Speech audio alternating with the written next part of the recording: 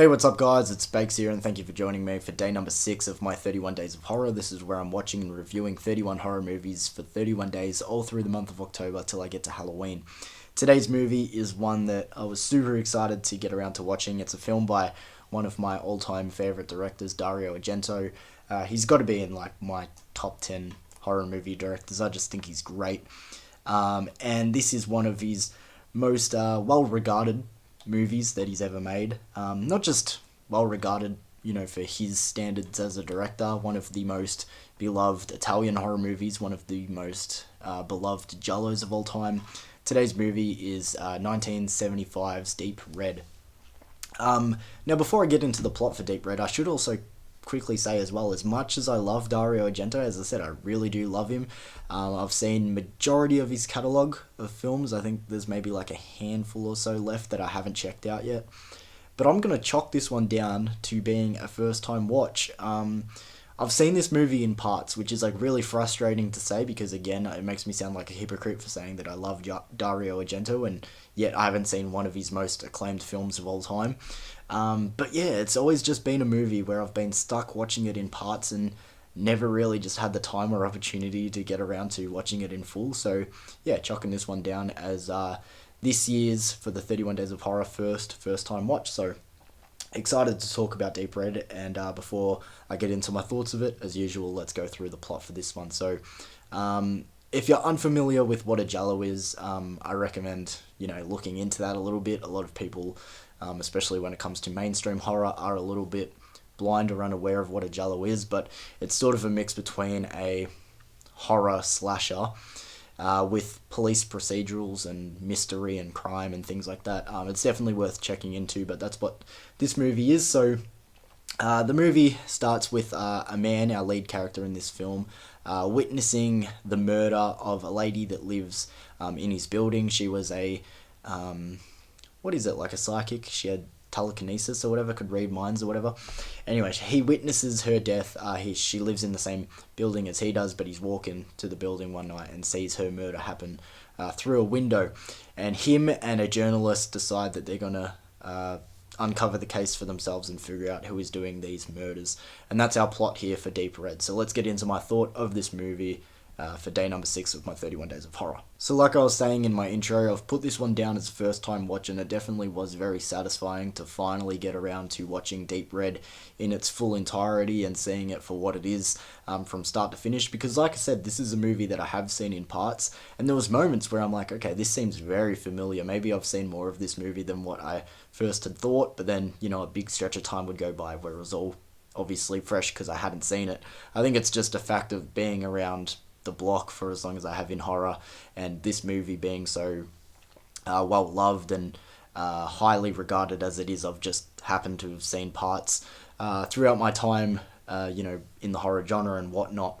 But like I said, very satisfying that I could finally get around to watching this movie in full. I kind of felt like a fake fan saying that Dario Argento is one of my all-time favorite directors, and I've never seen arguably one of his biggest films. I think most people would agree that Suspiria is probably the number one when it comes to films under Argento's belt, but Deep Red is definitely up there. So like I said, very cool that I finally got around to watching this movie in full. My first thoughts coming out of this movie, for some reason, I just kind of thought there were going to be more kills in this film.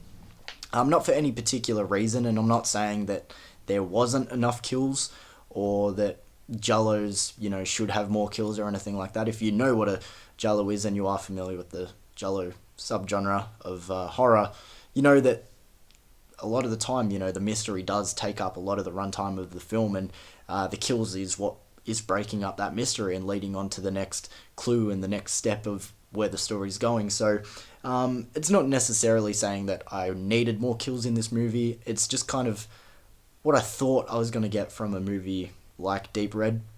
But with that being said, the kills that we did get in this movie, they were so memorable and really, really good kills in this film. Like, all of them are kills that I haven't forgotten. I know I didn't finish watching this movie too long back, but they've all really stuck with me. Two in particular, like Chef's Kiss, they were amazing kills, without spoiling who the characters were or anything, but the scene getting dragged behind the car and then the final beheading, like both of them, they were like breathtaking kills. Really, really enjoyed that. Obviously, like I said, with it being a Jello, the mystery and the investigation aspect of the story is what takes up a big portion of this runtime. And it's always sort of hard to judge a Jello off the first time watch, especially someone who, yes, I know a fair bit about Jellos, but I'm not an expert by any means. I always feel like you get the most enjoyment from a Jello second time or third time around, just because, to be completely honest, a lot of the time it does catch you off guard with the reveal, because sometimes the reveal doesn't make any sense and it comes out of complete nowhere, but you just roll with it. That's the charm of Jellos. For those, again, who don't know, there's plenty of tropes and stereotypes that come into what is a Jello. You've got the killer, who normally you get to see from their point of view, black gloves. Normally there's an iconic score, and again, it's here in deep red. But there's things like flipping between English and Italian language, and crazy reveals and twists, and characters just doing out of the pocket shit. But it all comes with charm with a movie like this one. And like I said, I think this movie will benefit off revisiting. But from start to finish, I found myself entertained with this one. It was, again, also longer than what I thought it was going to be. But I found this one to be an entertaining watch, and the final reveal, again, just like caught me off guard. But I think, again, coming back to revisit a movie like this one will be beneficial. With it being a first time watch, I kind of don't really have too much to add. And again, with it being a Jello and things coming out of left field and things like that, I kind of am already prepared to wrap up my thoughts of Deep Red. Not my favourite Argento movie, but I can definitely see this one being like a top fiver for sure. It's probably already just scraping into the top 5. Oh, maybe not. I don't know. It's floating around that 5 mark. But I'm going to give Deep Red from 1975 a 7 out of 10. Really close. Maybe even a 7.5. I'll say 7 out of 10 just for now.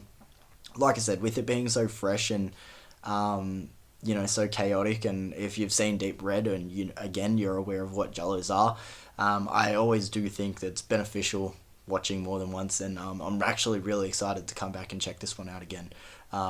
There was so much of this movie I was really enjoying, but I think it just needs a little bit more time to sink in. But if you're an Argento fan, or you want to just get your footing further into Italian horror, and especially Jellos, definitely recommend Deep Red. So I'm going to leave it there for my review of Deep Red. I don't know, today's question, let me know your favourite Argento movie in the comments. My favourite is Suspiria. I know it's not really going against the cloth of what majority of people would say, but I really love Suspiria. I also really like Tenebrae. I think Tenebrae is probably my favourite of his Jellos, because Suspiria is not really a Jello, but Tenebrae is probably my favourite of his Jellos. I really like both of his shorts in Masters of Horror as well. Really enjoy them. Peltz and Jennifer, obviously. But yeah, that's enough for today's review of Dario Argento's Deep Red. If you've seen the movie, let me know your thoughts of it in the comments below, and I'll see you tomorrow for day number 7. Peace.